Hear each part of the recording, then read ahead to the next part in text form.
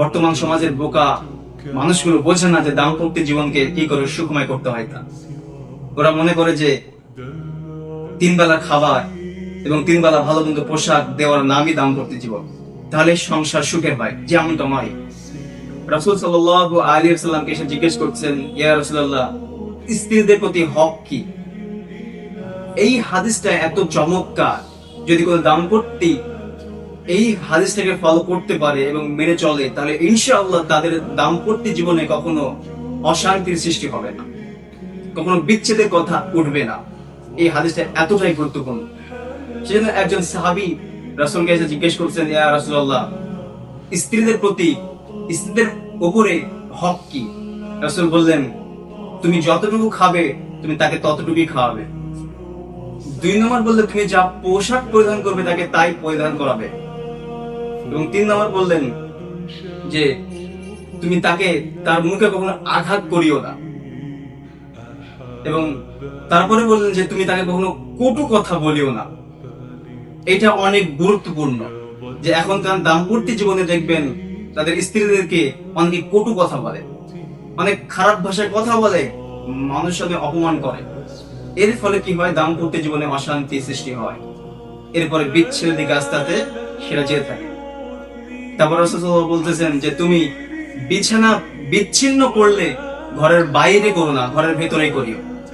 এই কড়া পয়েন্ট সেই ব্যক্তিকে বললেন যে যে তুমি যতটুকু খাবে তাকে ততটুকুই খাবে, তুমি যতটুকু পড়বে যখন যা পড়বে তুমি তখন তাকে তাই পড়াবে, এবং তার মুখে আঘাত করবে না এবং তাকে কটু কথা বলবে না।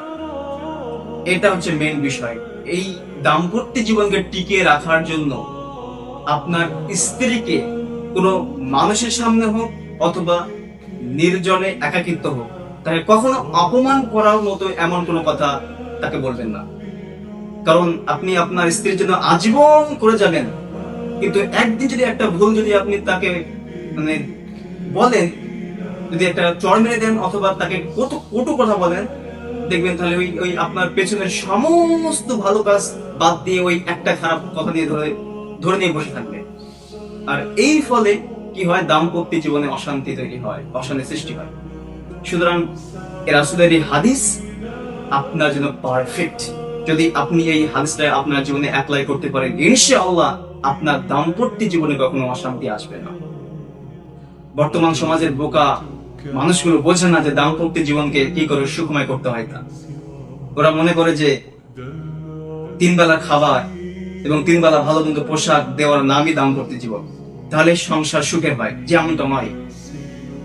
আপনি 3 বেলা বদলে আপনি 1 বেলা খাবার দিবেন, 3 বেলা বদলে আপনি 1 বেলা পোশাক দেন, কিন্তু তাকে সম্মান করবেন, তাকে মহব্বত করবেন, তাকে ভালোবাসবেন, কোন রকম কোনো অভিযোগ আসবে না।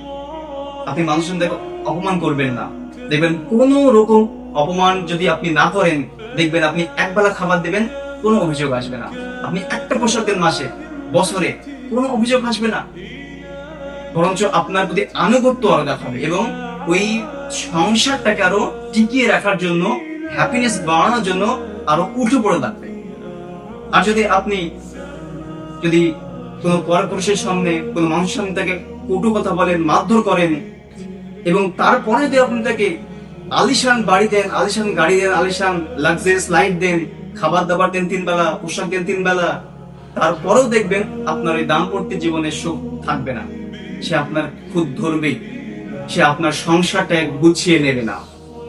যদি আপনি এই পয়েন্টটা করেন, কি যদি মানুষের সামনে তাকে কটু কথা বলে, তুচ্ছ তাচ্ছিল্য করেন, যদি তার মুখে আঘাত করেন, তাকে মারধর করেন, তো এই পয়েন্টটা অনেক ভয়ঙ্কর। এখান থেকে নিজেকে বাঁচায় রাখবেন যদি আপনাদের দাম্পত্য জীবনটাকে সুখময় বানাতে চান। তো এই হাদিসটা আপনার জন্য পারফেক্ট হাদিস। যারা চান দাম্পত্য জীবনকে সুখময় করতে, তবে এই হাদিসটাকে মনে রাখবেন। আশা করি আমার কথা বুঝতেছেন।